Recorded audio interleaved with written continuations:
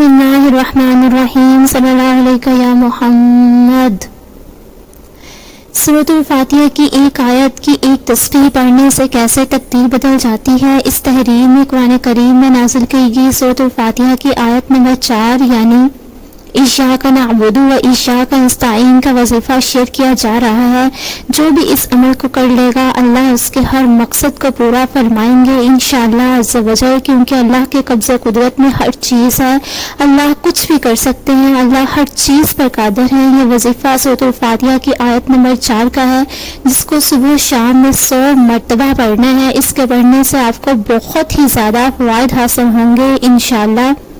نہایت آسان وظیفہ ہے، کرنا آپ نے یہ ہے کہ کسی بھی وقت، اس کے لیے کوئی وقت مقرر نہیں ہے، آپ کسی بھی وقت اس وظیفے کو کر سکتے ہیں۔ ایک جگہ بیٹھ کے آپ نے اول و آخر 11 مرتبہ درود پاک پڑھنے ہیں، کیونکہ درود شریف پڑھنے سے اللہ تعالیٰ قبولیت کے مقام تک پہنچا دیتے ہیں اس عمل کو، کیونکہ نبی کریم صلی اللہ علیہ وسلم پر جب ایک مرتبہ درود شریف بھیجتے ہیں تو 10 رحمتیں آپ پر نازل ہوتی ہیں۔ جب آپ 11 مرتبہ درود شریف بھیجیں گے تو 110 رحمتیں آپ پر نازل ہوں گی۔ جب آگے پیچھے عمل کی 110 رحمتیں آگے اور 110 پیچھے سے جب آپ لگائیں گے تو انشاءاللہ تعالیٰ آپ کا عمل مقبولیت کے درجے کو پہنچ جاتا ہے۔ تو ہر وظیفہ جو بھی کیا کریں، اگر اس میں ذکر نہیں بھی کیا جاتا ہے درود شریف کا تو درود شریف لازماً پڑھ لیا کرے، رحمتوں کی بھرمار ہو جائے گی۔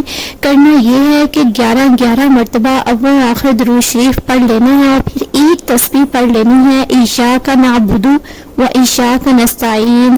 اللہ تعالیٰ کو اعتراف بہت پسند ہے اپنے بندے کا، بندہ اپنی عاجزی دکھاتا ہے اور اللہ کو معبود حقیقی مانتے ہوئے اللہ تعالیٰ سے حاجات کو طلب فرماتا ہے، تو میرا رب اس کی ہر حاجت کو، ہر مشکل کو آسان فرما دیتا ہے۔ آپ جو بھی وظیفہ کیا کریں یقین کے ساتھ کیا کریں انشاءاللہ۔ اگر آپ یقین کے ساتھ وظیفہ کریں گے تو میں آپ کو گارنٹی سے کہتی ہوں کہ آپ کا وظیفہ، آپ کا عمل ضرور معجزانہ طور پہ ضرور پورا ہوگا انشاءاللہ۔ ہمیشہ ہنستے مسکراتے ہوئے رہیں، دعاؤں میں یاد رکھیں۔ اللہ تعالیٰ آپ سب کا حامی و ناصر ہو، آمین ثم آمین۔